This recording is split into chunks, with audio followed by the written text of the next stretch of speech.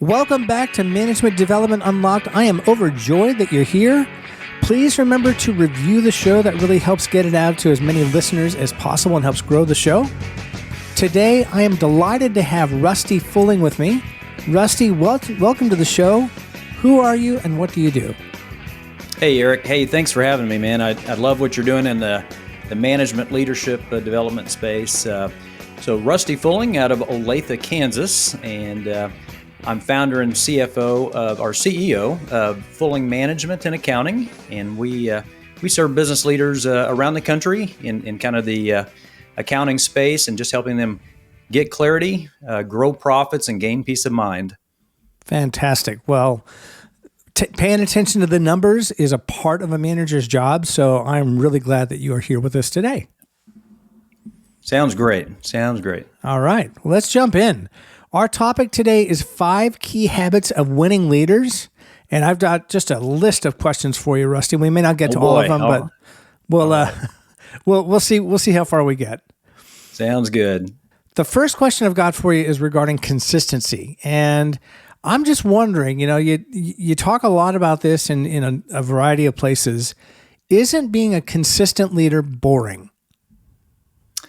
Absolutely. Yes, it can be. And, it's interesting over the years, we've gotten to see several managers and leaders and sometimes the boring helps really create more of a positive impact. People know what to expect when you show up to work each day. So as a manager, we've worked with some managers that you don't know if you're getting the good one today or the bad one, but just having that consistency can really my goodness, it can really help your team and those you're leading just know what to expect and really brings peace to the environment. So yeah, I'd say definitely there could be some boringness to it, but there's also some peace of mind that can come out of that as well.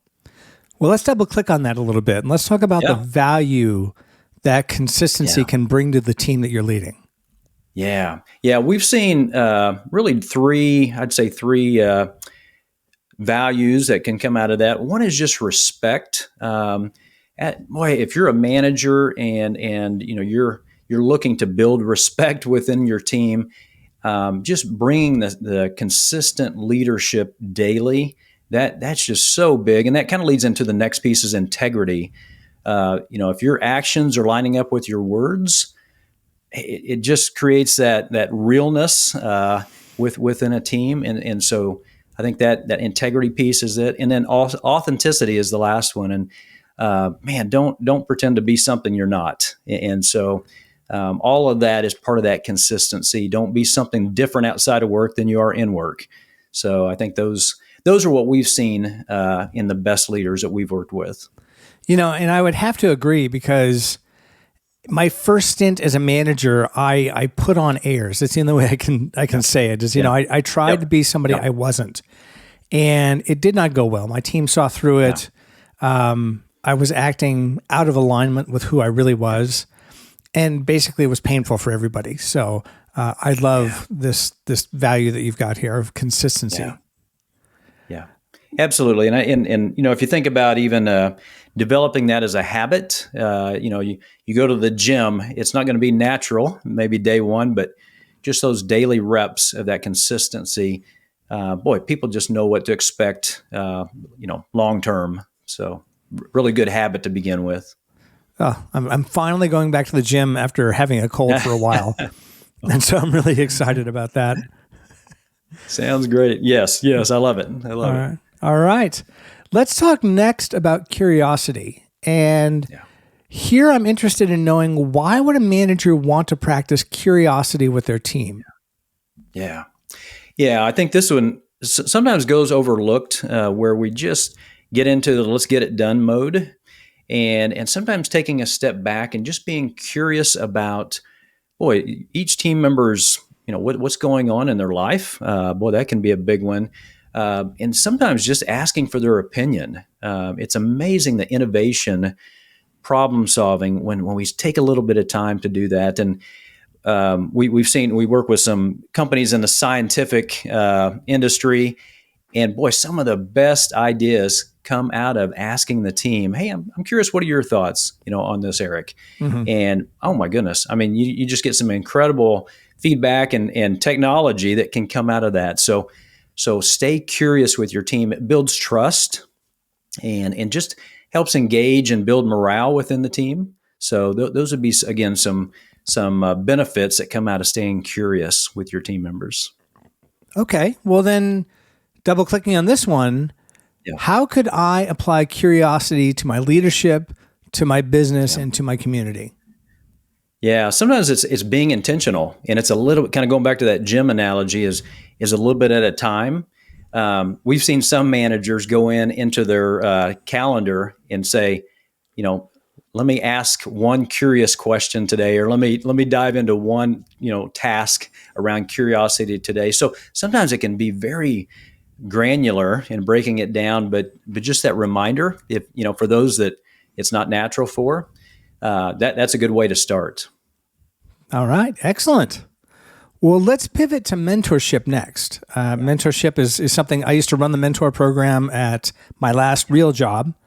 Yeah. And so I'm interested, what do you think the difference is between a mentor and an influencer, or maybe between mentor, influencer, and coach? Yeah, that's good. Yeah, often I'll hear folks say, "Oh, I've got some great mentors I listen to on the podcast all the time," and we were having a conversation with some other leaders around this topic, and somebody said something about, well, maybe that's an influencer and not a mentor, or not even or not a coach, and so part of what we were describing in that mentoring, or I'll even kind of put mentoring and coach a little bit in this bucket, is influencers often is a one-way relationship. I'm just listening. I'm learning, which is great. But those mentorship opportunities, boy, those can be so powerful when you have that two-way relationship. I was talking to some mentors that said it is so beneficial for them to get that feedback from the mentee, and so don't take that opportunity away from the mentors as well. Mm-hmm. And I think mentors often, what we've seen and the leaders we've get to work with is they can be very much let me share my experience with you, and kind of maybe somebody that's a little bit ahead of you in business. A coach can often be more of a director, go out and play the game, and let me give you some coaching ideas. And so I think there's opportunity for all three, but definitely the mentor, coach versus influencer. One's two-way, and then or a couple of them are two-way relationships, and one are one-way. So all are valuable. All are valuable. Okay, awesome. Well, where have you personally found value in a mentor? I know I've got a number of mentors right now. I've had mentors throughout my working life, and couldn't have gotten where I am now without these people. So how about you? Yeah. Where I've often found those is in different areas of life. It could be personal. It could be a relationship with I think of a father-in-law who's just incredible on things like generosity and family values. And I think of a business leader who is running a large organization that can speak into business and managing multiple people and growth and all those kind of things. And I think of even in the church world, having a pastor or somebody that can a small group leader that can come along beside you in that avenue as well. And so those have been some that have been extremely valuable for me over the years. Is kind of that personal, business, and even spiritual. Yeah, I totally agree. And in all three realms as well. So yeah, good stuff. Well, should a manager be a mentor or a mentee? Yes. I knew that was coming. I had a leader challenge me years ago, and they said, "Hey, you need to go out and find somebody to mentor." And I thought, "Oh, that's easy. We can find a younger business leader and come along beside them." But then he didn't stop. He said, "Oh, also you need to find somebody to mentor you." And I thought, "Oh, shoot, I've got to be a recipient of that." And I'll tell you, it's so valuable to be pouring into somebody else that's maybe not quite as far along as you are. But then again, leading or getting input from somebody who is a few steps ahead. And so, well, I would encourage, any manager leader type to be looking for those opportunities and be intentional about those and don't just make sure they're not secret. Like, hey, Eric, you're a mentor of mine, and I'm like, really, I had no idea. Man, make sure you put a little bit of formality around those to get the most benefit. Yeah, I've even gone so far as to create agreements between mentors and mentees. Yes. This is what you can expect from me. This is what I need from you, just so that it's clear. And there are some guardrails and boundaries. Yeah, absolutely. There's been times where, even in our business, where people have come and said, "Hey, could you mentor me?" And we describe, or we ask, "What are you looking for?" And sometimes it's a disconnect. It's not, they're not looking for a mentor. They're maybe looking for a quick cheerleader to, point them in the right direction, and that's it. So, yeah, definitely, I think setting some guardrails, some guidelines around those relationships. Again, that's where you're going to get the most value from. Yep, absolutely. Well, I think adjacent to this is the concept of being an effective listener and being a great encourager. So how can listening effectively boost morale in your team? Yeah, one of the things we're doing internally with our company is we're actually splitting the leadership role, where we've had kind of the CEO role has been a little bit flat as far as leadership. And so we're adding a COO to our team. And what that does for my role is kind of that CEO is it actually changes it from Chief Executive Officer to Chief Encouragement Officer. And so the whole idea is my role will actually be more into that, listening and understanding what the needs are and getting to spend time with the team, with people outside the company. And sometimes, a lot of times people will say, well, I'm not that rah or touchy-feely kind of person to go out and, encourage people just naturally. But, you can do that through, just verbal praise, just, boy, great job on that project, or even a written compliment. Boy, handwritten notes these days, is extremely valuable. And so could be a handwritten note, could just be a text or an email even. But the last thing I'll say about that is sometimes listening and asking, how would you like to be praised? How would you like to be encouraged? And some people say, hey, give me a bonus. Well, okay, that's how they like to be, encouraged. And others, that word of affirmation is really huge. And so understanding what the team members are looking for individually, that's been huge. It reminds me of something that I talk about in one of my courses, and that is when you're providing feedback, especially positive feedback, think about what's going to land best with that person. So, for example, if you want to make me feel good, bring me up in front of the all hands, talk to me in front of the entire organization and say, Eric absolutely killed it on that podcast with Rusty, and make a big deal of it. And by the way, a bonus wouldn't be bad either, right? And, other people, that might make them want to cringe and crawl under a table. So you don't do that to them. That would be demotivating. So being really clear on what makes people feel good, and sometimes just, as you said, a quiet word of affirmation off to the side is what's going to motivate them and make them want to do more. And doing what you want, what you would prefer, might have the opposite effect on them. Yeah, absolutely. We actually ask that when we onboard team members to our company. We actually ask them, how do you like to receive praise or, that type of thing. And so it's helpful. So, day one, I'm not going to embarrass this person by bringing them on stage and, they're just, So, that's really helpful. It just helps you get to know people better. So for any manager, man, the more you can invest and listen and encourage your team. And sometimes encouragement doesn't always have to be, hey, great job, because sometimes great jobs aren't being done. And so it could be encouraging them to make a change in their career path, or, but you can do that appropriately and in a positive way. So. Okay. That's awesome. Right on. Cool. Well, let's pretend for the sake of argument that I am not naturally a touchy-feely person. I am not into this squishy stuff.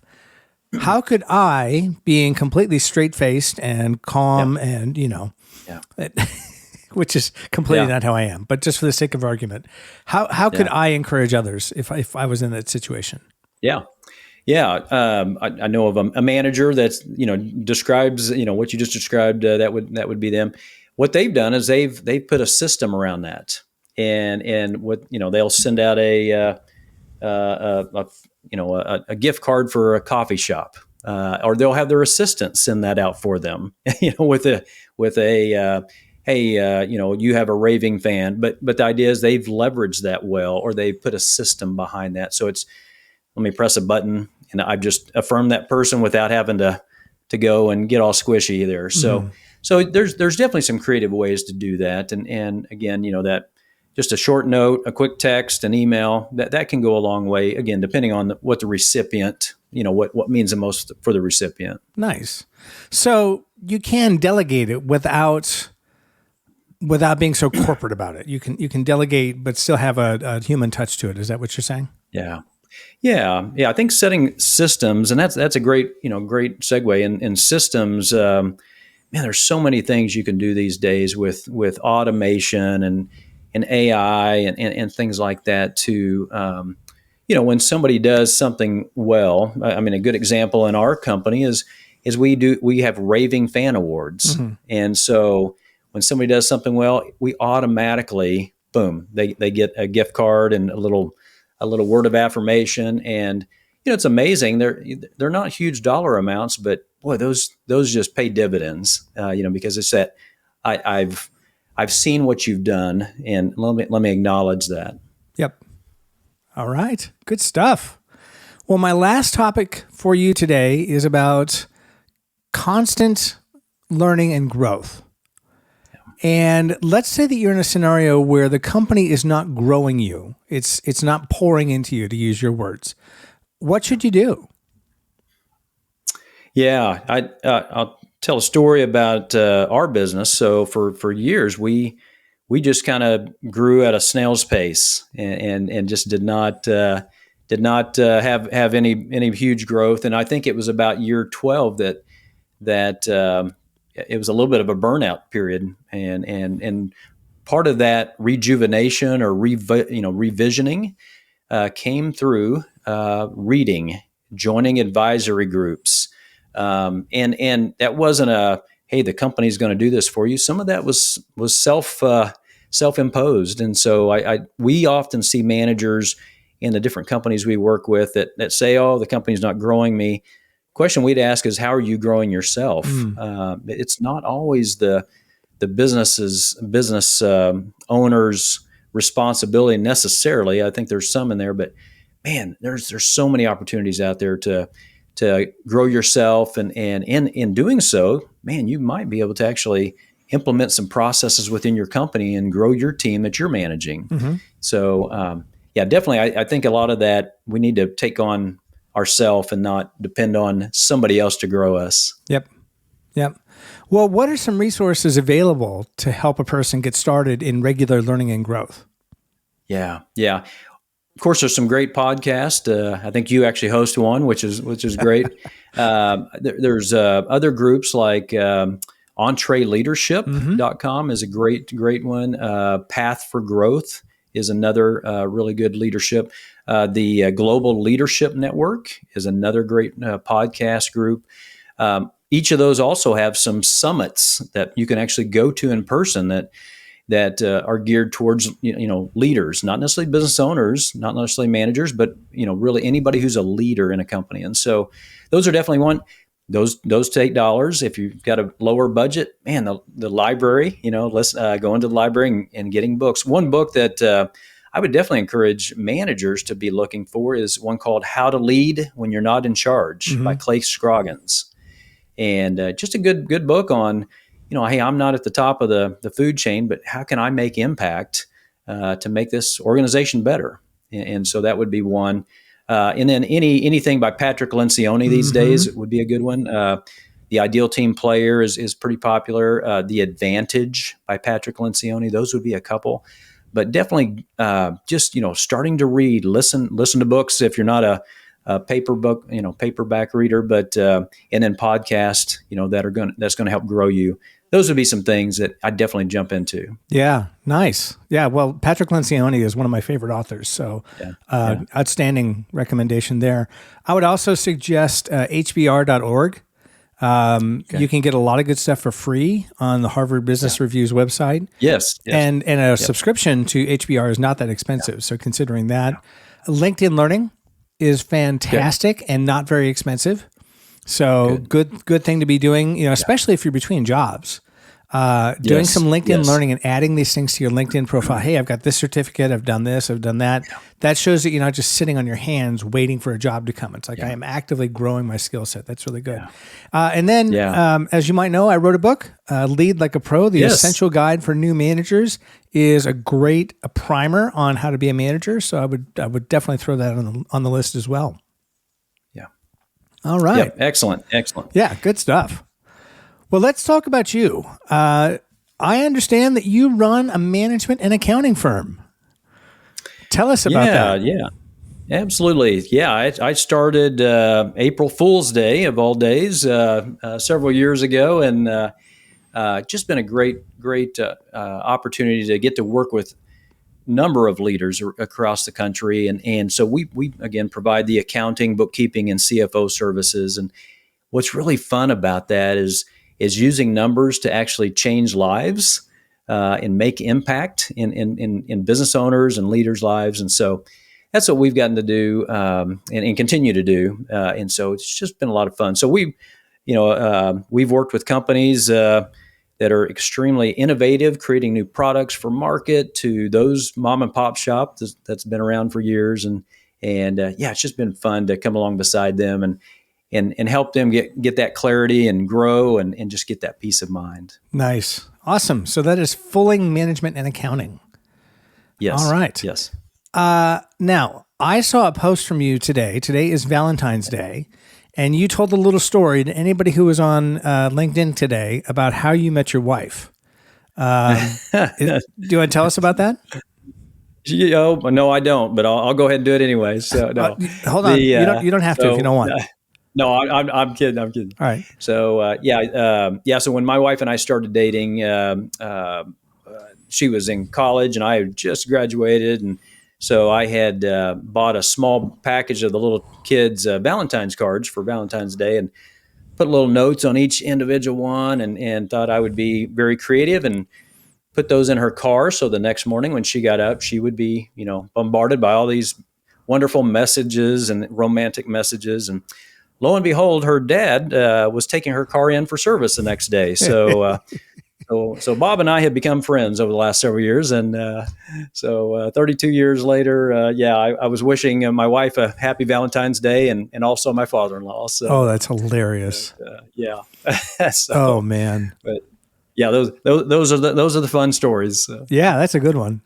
I have never accidentally wished my father-in-law a happy Valentine's Day. That must have been cringy, embarrassing. It was embarrassing, but all in good fun. So that's good. Yeah, he was a great sport and still is about it. Good. So, yes, that's excellent. Right on. Well, thank you, Rusty. What a marvelous conversation. Tell us how we can find you if we want to learn more. Absolutely. Rusty Fulling on LinkedIn is a good way. And then Fulling, MGMT, fullingmanagement.com it would be another good way as well. But I appreciate you having me on. And again, love what you're doing towards growing managers and the next generation of leaders. All right. Awesome. Well, thank you very much. And thank you for listening. I'm really glad that you came and listened to us today. Please subscribe to the show and connect with me on LinkedIn. And you can also pick up my book, Lead Like a Pro, The Essential Guide for New Managers, available on Amazon. And we will catch you on the next one. Bye-bye.